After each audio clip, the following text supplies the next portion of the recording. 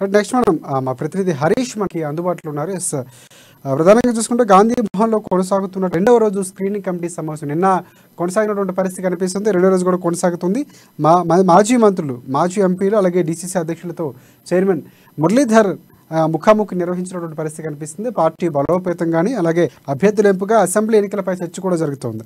రేవంత్ రెడ్డి అధ్యక్షతన సమావేశం, టీపీసీసీ అత్యవసర కార్యవర్గ సమావేశం కూడా నిర్వహించినటువంటి పరిస్థితి 16, 17 తేదీల్లో జరగనున్నది. సిడబ్ల్యూసీ అంటే వర్కింగ్ కమిటీకి సంబంధించినటువంటి సమావేశాల నేపథ్యంలో సన్నాహక సమావేశం కూడా నిర్వహించినటువంటి పరిస్థితి కనిపిస్తుంది. దాదాపుగా అభ్యర్థుల ఫైనలైజ్ సంబంధించినటువంటి పూర్తిగా కార్యాచరణ చేస్తున్నారు. తర్జన అవుతూ ఒకదాని వెనక ఒకటి కాంగ్రెస్ పార్టీ స్పీడ్ పెంచినటువంటి పరిస్థితి కనిపిస్తుంది. ఎస్, దీనిపై పూర్తి అప్డేట్స్ ఏంటి హరీష్ చెప్పండి.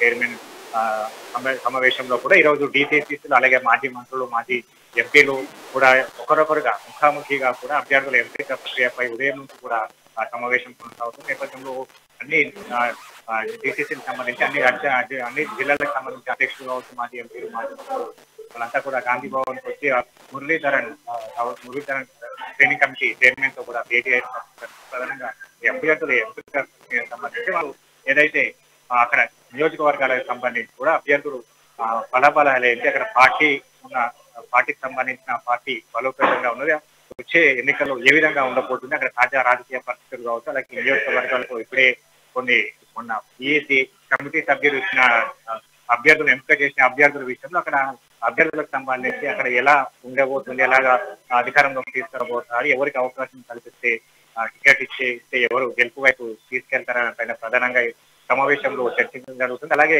వచ్చే ఎన్నికల తరుణంలో కూడా కాంగ్రెస్ పార్టీని అధికారంలో ఎలా తీసుకురావాలి, ఎలాగా తీసుకొస్తే వాళ్ళు సూచనలు కూడా చేయడం జరుగుతుంది. ప్రధానంగా ఇక్కడ నేతలతో కావచ్చు, అలాగే ఇక్కడ డీసీసీలతో కావచ్చు ముఖాముఖిగా ఉదయం నుంచి కూడా సమావేశం కొనసాగుతుంది. ఇప్పుడు మరోవైపు గాంధీ భవన్ లో టీపీసీసీ విస్తృత స్థాయి సమావేశం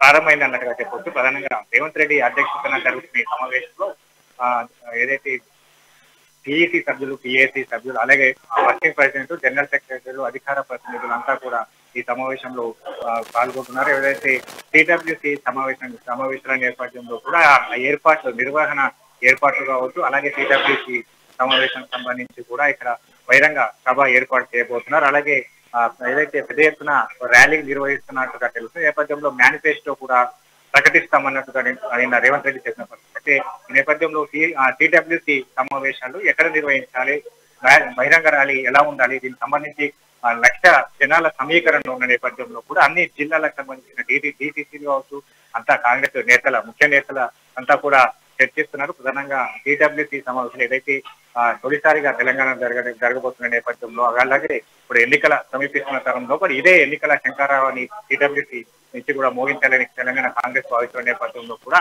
ఈ సమావేశాల ఎజెండాగా కూడా సెప్టెంబర్ 17న మేనిఫెస్టో రిలీజ్ ఉంటుంది. అలాగే ఏదైతే 16వ తేదీన ముందు రోజు సిడబ్ల్యూసీ భేటీ ఉంటుంది. ప్రధానంగా ఎన్నికల నిర్వహణ కావచ్చు, ఎన్నికల పార్టీలతో పొత్తుల విషయం కావచ్చు, అలాగే సంబంధించిన దేశవ్యాప్తంగా ఉన్న కాంగ్రెస్ పార్టీకి సంబంధించిన అనేక రాజకీయ అంశాలు సిడబ్ల్యూసీలో నిర్ణయం తీసుకుంటే, అలాగే 17వ తేదీన కూడా సిడబ్ల్యూసీ సాయంత్రం సభను ఏర్పాటు చేయవచ్చు. సభా వేదిక కూడా అగ్రనేతలంతా కూడా హైదరాబాద్ రానున్న నేపథ్యంలో కూడా సోనియా గాంధీ చేతుల మీద మేనిఫెస్టో, తెలంగాణ కాంగ్రెస్ సంబంధించిన మేనిఫెస్టో కావచ్చు, అలాగే 5 గ్యారంటీ ఏం తీసుకొస్తామన్న నేపథ్యంలో కూడా ఈ గ్యారంటీ కూడా ప్రకటించే అవకాశం ఉన్న నేపథ్యంలో కూడా ఎక్కడ సభ నిర్వహించాలి, ఎలా ఉండాలి, ఎంతమంది జన సమీకరణ ఉండాలి, అలాగే ఆ నియోజకవర్గాలకు సంబంధించి కూడా పూర్తిగా ఎలాంటి బాధ్యతలు అప్పచెప్పాలి, అలాగే గ్యారంటీ స్కీమ్, గ్యారంటీ కార్డు కావచ్చు, అలాగే ఏదైతే ప్రజా కోర్టులు ఏర్పాటు చేయబోతున్న ఛార్జ్ షీట్లు నమోదు చేస్తామన్నట్టుగా చెప్తున్నారు. ఈ ఛార్జ్ షీట్లు అన్నింటినీ కూడా జిల్లాలకు ఏదైతే 18వ తేదీ నుంచి కూడా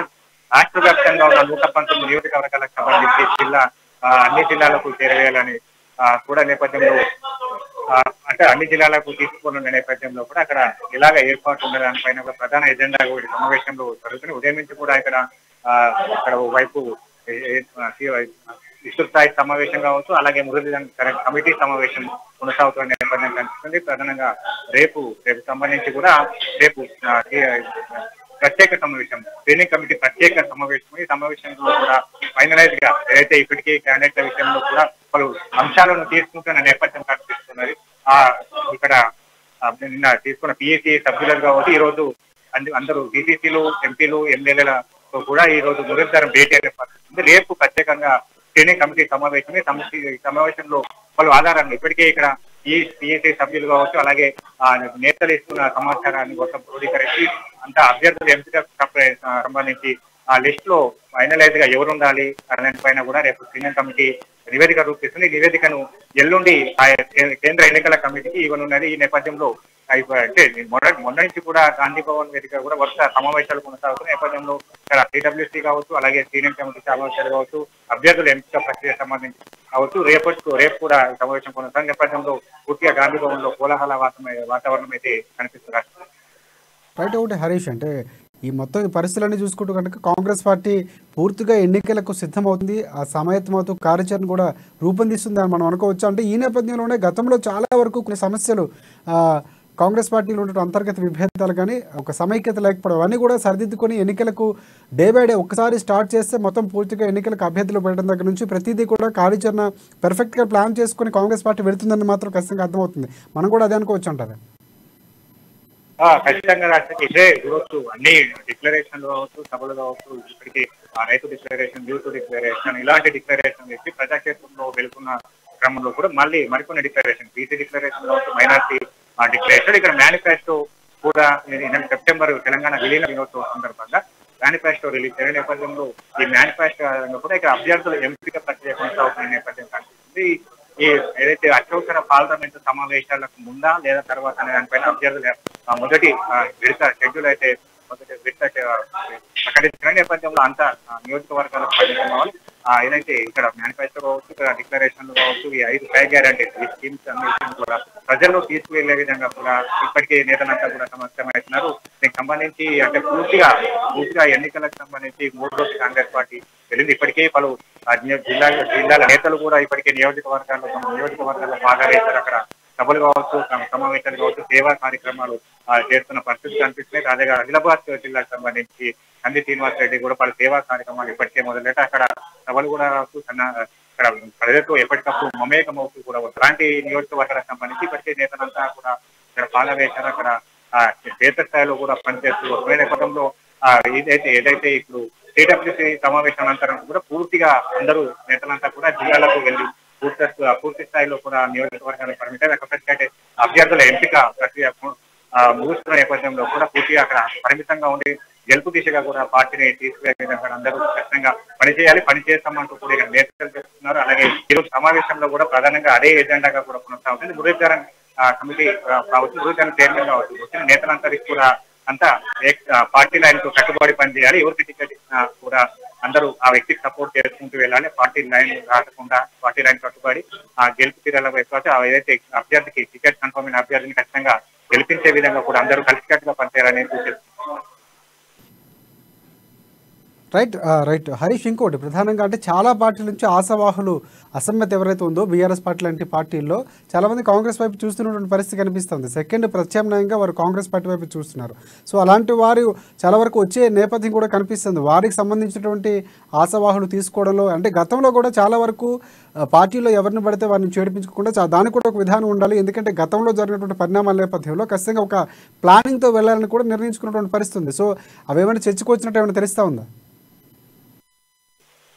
ఖచ్చితంగా ఇప్పుడు అభ్యర్థుల ఎంపిక ప్రక్రియ కొనసాగుతున్న నేపథ్యంలో కూడా మరికొన్ని చేరికలు పెరిగే అవకాశం కనిపిస్తుంది. ఇప్పటికే ఇక్కడ టీఆర్ఎస్ పార్టీ నుంచి కావచ్చు, బీజేపీ పార్టీ నుంచి కావచ్చు, అసంతృప్త ఎమ్మెల్యేలంతా కూడా కాంగ్రెస్ పార్టీ వైపు చేస్తున్న నేపథ్యం ఉంది. నేపథ్యంలో కూడా వాళ్ళు కాంగ్రెస్ పార్టీలో చేరే అవకాశం కనిపిస్తుంది.